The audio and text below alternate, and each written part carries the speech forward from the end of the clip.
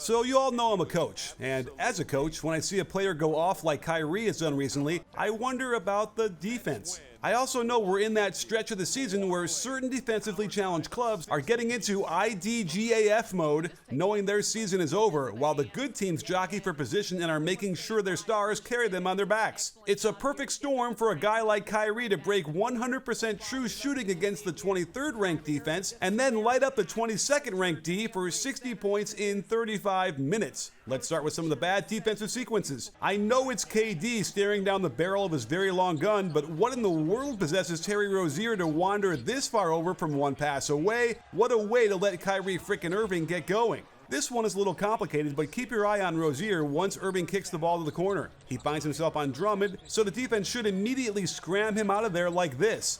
Scary Terry should be turning and sprinting right back to his original man in the corner. Instead, it's three defenders overloaded on the right side, and there's no way Plumlee is going to close out in time. This one had me laughing. First of all, great steal to hide behind the roll man, then pop into the passing lane. But watch Montrezl Harrell in pursuit. No one can stop Irving on the break one-on-one, and I like his attempt at a back tap, but where is he going? Oh right, Bruce Brown was extremely threatening standing on the Hornets logo and must be stopped at all costs. In Orlando, we got a 2K glitch when Mo Bamba's controller must have frozen, giving Kyrie more than 12 feet of space coming around the good ball screen. Maybe this was a strategy, but to drop in pick and roll coverage against Kyrie is a surefire way to give up 60 points to the guy. Double ball screen to Kyrie's left. Wendell Carter Jr. must have thought it was Washington Irving, not Kyrie, giving up 10 feet of space coming around the pick for a wide open shot. In transition, with Kyrie at 31 points in 19 minutes, Cole Anthony suddenly realizes, oh yeah, somebody should guard this guy.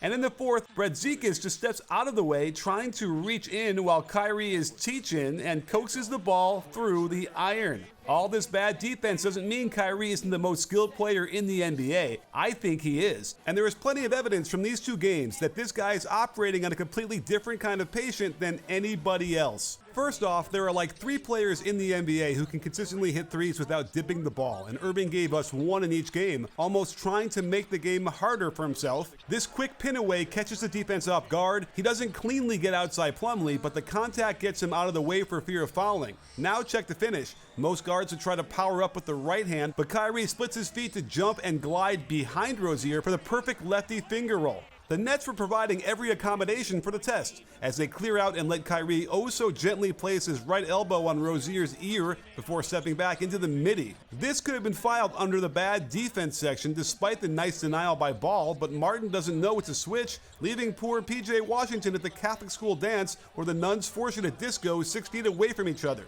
I really don't think it mattered who was guarding him in this game. They're all mismatches, and PJ must stand for pure jumper because that's what he's giving up. When Seth Curry gives up the open shot, you must be having a special night, and perhaps his greatest display of skill to get to 50 as the negative step helps him explode right by Rozier, and watch how he throws the ball out front to cover more ground, then gathers into a right-left glide jump and finishing on the way down, through contact, soft, with the left hand. In Orlando, look at the jab cross he hits Mo Wagner with, and to destroy his psyche, another double pump lefty finger roll on the way down. Mo Bamba is not slow, and he's practically the longest guy in the league. Kyrie hits the brakes with a jump stop, shot fake, and elevate behind him to hit the easy shot. The secret to basketball is lifting both feet in the air at the same time. He lunges to get his shoulders beyond the defender before lifting those feet into a 2-foot jump, gliding towards the baseline, then brings the ball out away from his body to flip the floating hook off the glass.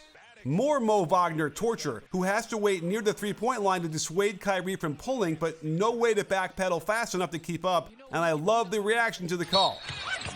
Here's some RJ Hampton torture as the Nets run an Iverson cut across the court for Kyrie, designed to open up the whole right side of the floor. And watch the cadence. Pound dribble, left foot plant stops momentum, then the right foot plants into the jump for a quick release, and right leg raises to control the necessary in-air turn. Another Iverson cut, and the RJ must stand for regretful journey, as Irving doesn't even bother with the dribbling part of the move. Why not make Cole Anthony fall down next? By leaning too far forward and getting his nose too far in front of his toes, Kyrie's loss of balance actually works for him as Anthony has to fall, not to foul. And the ridiculous glide step off both feet into a shot on the way down, fading to his right, over the big man. Whoa! Knowing he was coming out soon, he wanted to get some more shots up by any means necessary, and with the lopsided score, who cares? Fultz wanted some smoke, but couldn't handle the step-back 20-footer on the left side, and we already saw this Brzezikis defense that got him the open three and to the 60-piece mountaintop. There is no doubt we'll have more scoring outbursts like this, and with games coming up against the Hornets again, the Pistons, the Hawks, and the Pacers, I'll bet Kyrie is going to make a run for 70.